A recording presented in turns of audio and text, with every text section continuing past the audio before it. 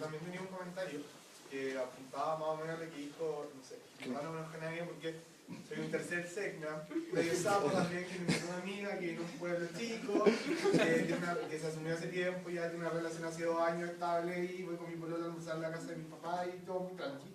Y me siento privilegiado de estar acá en una discusión entre pares, se podría llamar, pero quería, y apuntando un poco al comentario anterior, de sacar a colación una realidad que no se vive en todas las instituciones católicas. Yo estuve en la Universidad Católica, psicología, una carrera, entre comillas, que debería ser abierta, y el jueves, creo, tuvimos un plenario más o menos parecido con esto, que era la emisora pastoral, y justamente, claro, había posiciones de gente que no es católica y estudia en esa universidad, pero también estaba el otro discurso que iba en ataque a nosotros, y ahí sí me sentí en realidad casi una atracción del circo, como el niño del grupo juzgado que, oh, yo vengo con mi experiencia y tenía que contarlo casi como un alcohólico anónimo, al lado de las personas que estaban hablando de la castidad y la gracia que yo y el mensaje divino.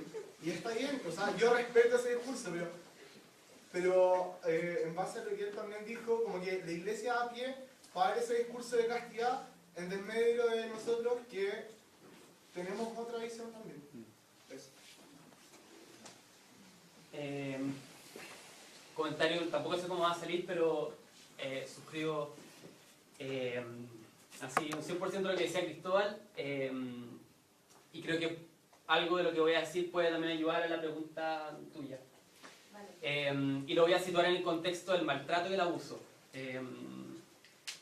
y en el poder y el efecto que tienen las palabras, porque estoy de acuerdo que quizás hace tiempo a nivel de iglesia y a nivel de sociedad el discurso o las palabras a propósito de la homosexualidad siempre se han manejado a un nivel más bien de prensa, periodístico, sensacionalista, portada de diario, titular, fuera de contexto, etc.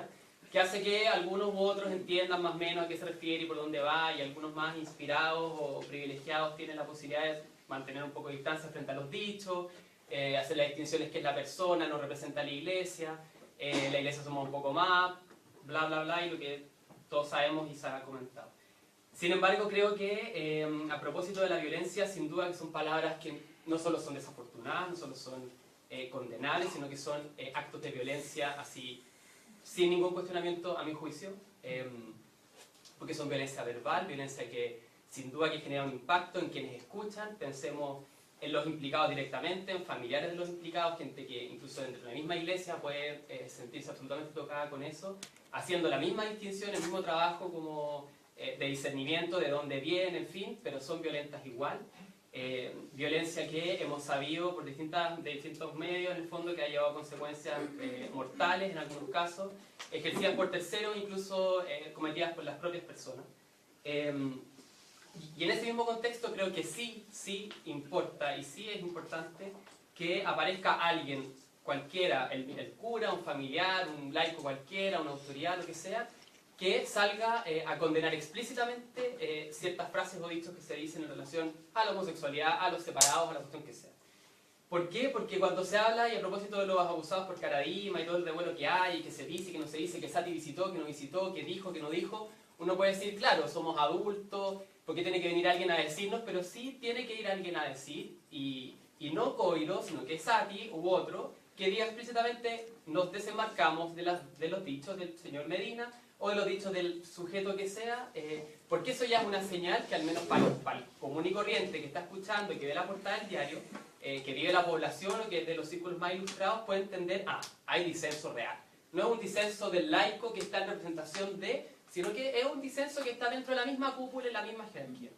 Y eso, en lógica de abuso y maltrato, desde lo que es la reparación, el gesto de reparación, es una cuestión que es así, pero muy necesaria que se explicite, Y ahí todos los adultos, personas, cualquiera, pensando en todos los que tenemos responsabilidad en la parte de formación, o sea, profesores, familias, papá, mamá, personas comunes y corrientes que sabemos de, o que sospechamos que hay alguien que está por una situación dudando, que se ve conflictuado, que el resto lo molesta, los silencios implícitos y las complicidades por ignorancia o por falta de manejo que existen en los colegios a todo nivel, que existen en las universidades, que existen en un montón de partes, en el fondo tienen que ser como, ¿cómo decirlo? Como censuradas así, pero de manera como explícita y clara. Marca la diferencia que un profesor se pare delante de un curso que diga en voz alta y sancione ciertas prácticas que él sabe a oídas o incluso como testigo que existen. En los recreos, en la aula, lo mismo en las casas cuando un papá o una mamá puede tener la posibilidad de hablar sobre cierta temática en la mesa, en las prédicas, en las misas, en comunicados de prensa, nosotros que conocemos o somos o da lo mismo, personas homosexuales, trans, lo que sea, como decir, y que se me mueva al menos un músculo cuando alguien está diciendo alguna palabra que puede violentar a otro. O sea, eso marca diferencia y eso aquí el mensaje que el otro está recibiendo es que no pienso como tú, eso me parece que es violento y ojo con las palabras que estoy diciendo, no es gratis. O sea, no es gratis insultar y decir y ocupar una vitrina desde el poder para, en el fondo, dar un mensaje equívoco que el resto no tiene por qué leerlo y que, como decía Cristóbal, perfectamente puede ser cuna para el odio, cuna para la violencia. Y sin duda que cuando se le exige a Sati que vaya a ver a Samuel y su familia, se le responsabiliza por fomentar discursos homofóbicos, yo creo que eso es cierto. Y eso tiene razón. Le respondo a ustedes dos. Tomás, tú me has visto a mí varias veces sancionando a jóvenes cuando han hablado mal de homosexuales o otras cosas. Lo he hecho varias veces y lo seguiré haciendo. Y si te violentó lo que dije, te pido disculpas, no era mi intención. Y le estaba hablando a ustedes, no a Chile, yo, aquí, o sea, este grupo. Concreto de personas de iglesia y todo, con un discurso de iglesia, personas de iglesia, porque eso era lo que estábamos conversando, y por eso lo dije al comienzo. Y lo que quería decir con Medina era solamente, tienen razón que lo que hice era muy violento, y lo ha hecho él por mucho tiempo, y a mí también me da mucha rabia. Pero Chile se ríe un poco de Medina, la otra vez en un programa de televisión. Entonces digo, lo que yo quería decir es simplemente que hay que tener una conversación más profunda. Eso quiero decir, más profunda, porque es la manera de ayudarle a la iglesia que avance. Eso, es una más profunda y menos reactiva como aunque si yo estuviera en tu lugar, a mí me violenta y no soy homosexual, a lo mejor me violentaría mucho más. Así que te pido disculpas por eso. Lo otro, me pareció lo que tú dijiste súper interesante, no sé cómo te llamas, pero... Angélica.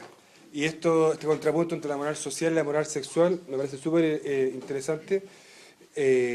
Y la corriente de la que tú hablas existe, hay mucha gente que está escribiendo sobre estos temas. La teología moral mayoritaria escribe sobre... La pregunta que yo te hacía al comienzo, de que hay que sacar la discusión sobre si es pecado o no es pecado, y preguntarse si la vida homosexual puede permitirnos vivir plenamente la vida humana, no es una pregunta que inventé yo, está en los textos, en los libros de los teólogos morales del siglo hoy día.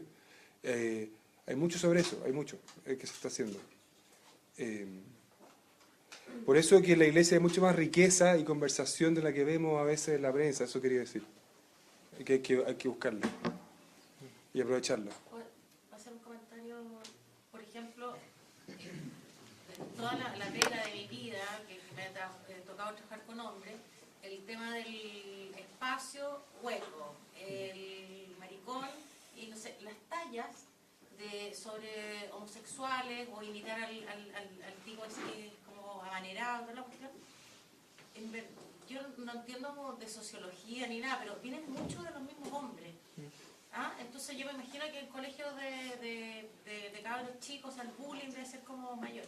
Quizás acá podríamos, no sé, pues ya que somos un grupo que estamos acá, que todos estamos diciendo que estamos conectados en nuestra onda, podamos desde poco hacer un compromiso, cada uno en su familia, en su casa, en sus pegas, de que seamos más valientes, que no dejemos pasar otra talla que hable de los huecos, o de los gays o maricones, no sé.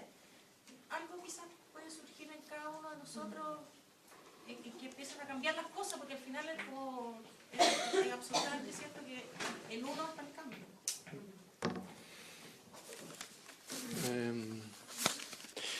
¿Tu nombre, perdón? Pablo. Pablo.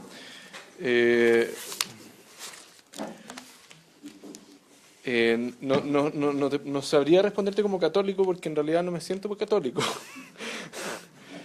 Me siento cristiano o cercano al cristianismo por la experiencia que he tenido en la historia de vida, pero así como católico no te podría responder, pero te respondo como persona, como ser humano, que de alguna manera está en mi historia de vida este camino con la iglesia, que un poco resumiendo lo que dijo Tomás, lo que dijo un poco Cristóbal, lo que ha dicho Miguel, finalmente es una lucha de poderes. O sea, Y yo creo que el Evangelio y de todo lo que he escuchado y de todos los recuerdos bonitos que tengo en torno al Evangelio es el discurso del amor, del cual yo me agarro y con el cual en el fondo yo me conecto con este milagro, experiencia de fe, por el amor que siento por Cristóbal. Y yo creo que el dar cuenta de esa conciencia es lo que uno espera que se haga público el Evangelio. Lo que ha dicho Miguel acá. Eso es lo que uno espera que se haga público. Que desde el rechazo categórico a los comentarios homofóbicos, desde el más pequeño que exista, o comentario discriminador en general, no solamente estoy hablando de homosexualidad, sino que estoy hablando en general de discriminación, y que yo creo que esa conversación profunda de la que habla Miguel se da y se va a dar el día de que exista un disenso real dentro de la Iglesia. O sea, donde yo vea a un cardenal parándole los carros a alguien como Medina.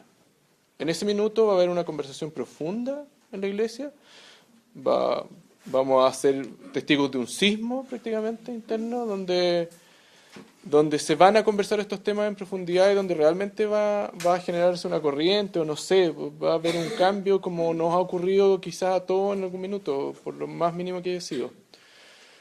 Entonces yo creo que pasa por eso, y pasa por evidenciar esa lógica de poder, y poner las cartas sobre la mesa, lo que quizás no tuvo las herramientas por oncho en tolerancia cero, aprovechando que tú lo citaste, Carmen, que en ningún sentido fue una desilusión ni mucho menos, sino que uno está consciente de que es una lucha titánica, y que si no lo hacemos nosotros desde acá, es imposible que pase, porque no podemos seguir pensando que somos niños a los cuales nos tienen que decir qué es lo que tenemos que hacer. O sea, de ahí cada uno de ustedes, me encantaría que el próximo comentario que salga de la boca de Medina vea 10.000 cartas al director en todos los medios de comunicación como católicos, firmando como católicos participantes y confirmados, recontra confirmados. Estamos en contra de estas declaraciones. El problema es que la quieren publicar. Porque eso no creas, la papita la publican igual. Si se genera ese disenso dentro en los medios de comunicación, la publican. No será La Tercera, no será el Mercurio, que no lo va a hacer, pero sí van a ser otros medios de comunicación y van a haber millones de organizaciones que nosotros las vamos a replicar y millones de voces que lo van a replicar. Pero tenemos que partir. Por ejemplo. Bueno, ya para ir finalizando el espacio de encuentro, quisiera, a nombre de todos los que están aquí presentes, darle un agradecimiento y forma simbólica. Gracias.